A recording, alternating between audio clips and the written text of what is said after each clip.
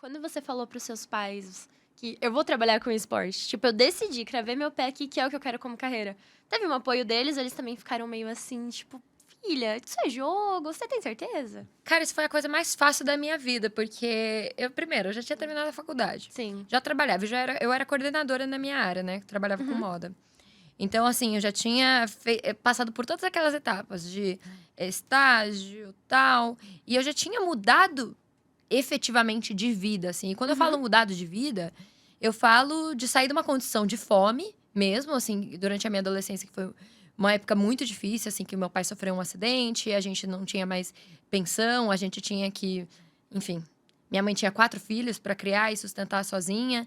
Então, eu saí de uma situação muito árdua mesmo, eu consegui uma bolsa integral na faculdade, comecei a estudar, a trabalhar e tudo. Comecei a trabalhar com 15 anos. Então, depois da minha faculdade, eu já estava numa situação estável de vida. Eu já morava sozinha, eu já tinha comprado meu carro. Pô, eu tinha saído de uma situação que eu não tinha dinheiro para pegar um ônibus para ir para escola. E eu já tinha meu carro, já tinha minha estrutura, já ajudava a minha mãe financeiramente. Então, quando eu falei para minha mãe, cara, isso daqui tá começando a acontecer, foi depois de quase 2 anos que eu já estava trabalhando com esporte eletrônico. Então, no começo, foi como eu disse, eu trabalhava durante a noite e com esporte eletrônico e durante o dia com moda. Então, eu já estava num momento profissional que eu poderia largar o meu emprego e que eu já tinha uma reserva de emergência. Que podia arriscar, né? Que eu podia arriscar, porque foi assim, eu já estava numa situação muito insustentável no meu trabalho também. Sabe? Nossa, uau. Muitas coisas, assim. Eu sofri muitos abusos psicológicos da minha chefe. E padrão, infelizmente, né? Que mais tem aqui no Brasil é isso. Mundo corporativo. E talvez no mundo todo, né? Não sei, mas E no mundo falando da pelo moda Brasil... também é complexo, né? Nossa, a quantidade de coisa que eu ouvi, você não faz ideia. Mas, enfim. E aí, eu já tava, assim, numa situação muito insustentável, que eu já queria trocar de emprego. Já tava muito difícil pra mim. E aí, num dia de noite, enquanto a minha chefe me ligava e me xingava, eu falei, cara, quer saber? Vou sair e tal, beleza, tamo junto, um beijo. Não xinguei ela como deveria, mas enfim. E É adulta. fui uma adulta. E aí, saí de lá e falei, cara, agora é isso. Vou me dedicar pra isso aqui durante os meses que eu tenho em reserva de emergência, senão vou ter que começar a correr atrás de um emprego. Então, foi muito fácil, assim, não foi uma coisa complexa de explicar. Eu já morava sozinha, entendeu? Eu já não tinha mais que dar muita justificativa pra minha mãe, né? Sim. Mas você... Porque assim, às vezes quando o cara quer...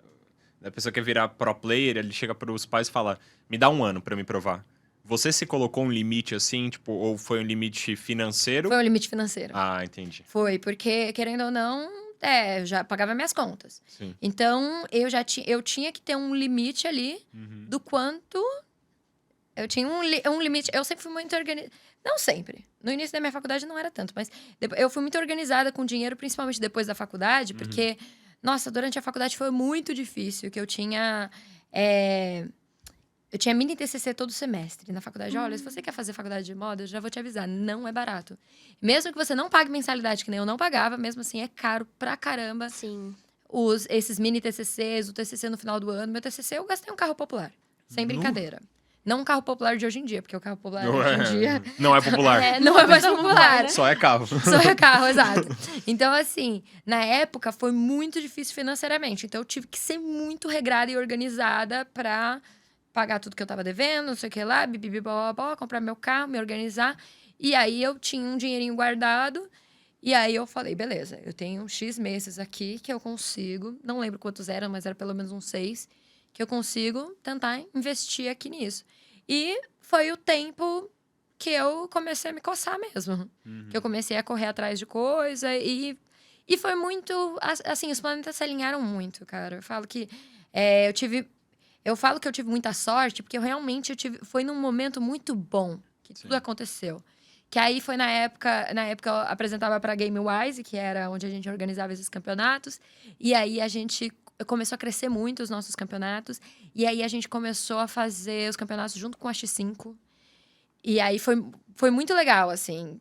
Foi tudo muito unido pra eu começar a ter mais campeonatos. Em pouco tempo, nossos campeonatos, você tem uma noção, a gente chegou a fazer campeonato de LoL que teve 1.024 equipes inscritas. Assim, esse nível. Caraca. É Gente, muito time. Pra 2014, sabe? Era muito time. Sim. Era muito time.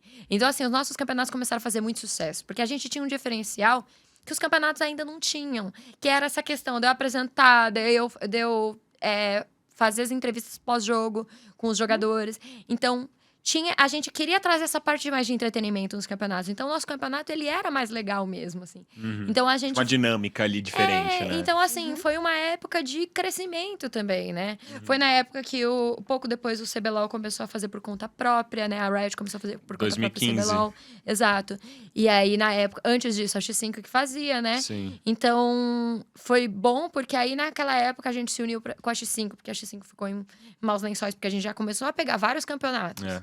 Uhum. E aí, eles perderam o CBLOL. E aí, a gente uniu com eles. Quando a gente uniu com eles, aí a gente começou a fazer campeonato de tudo quanto era jogo. E aí, a gente teve lançamento de vários jogos naquela época, né?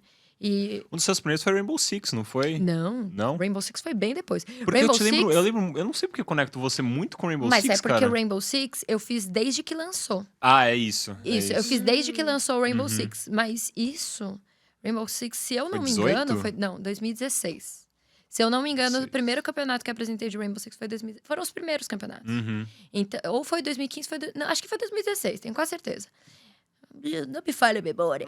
Mas assim, e aí eu apresentei todos os primeiros. Eu apresentei tanto o final de Elite Six quanto a Brasil Game League de Rainbow Six. E depois o Brasileirão de Rainbow Six e Mundial de Rainbow Six. Fiz a Pro League, o Mundial que teve aqui no Rio de Janeiro. Fiz um monte de eventos de Rainbow Six.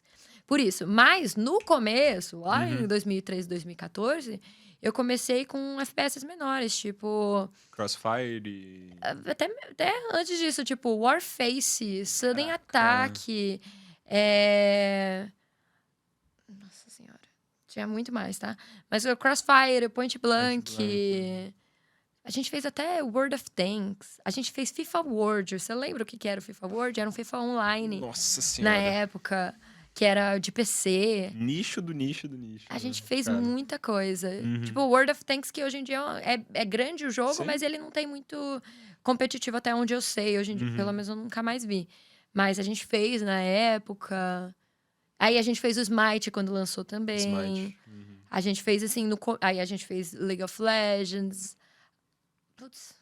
Aí fizemos tudo. Na realidade, eu já trabalhei com todos os jogos competitivos da atualidade, eu já fiz. E que não são mais da atualidade, que também não existem mais. Mas eu fico muito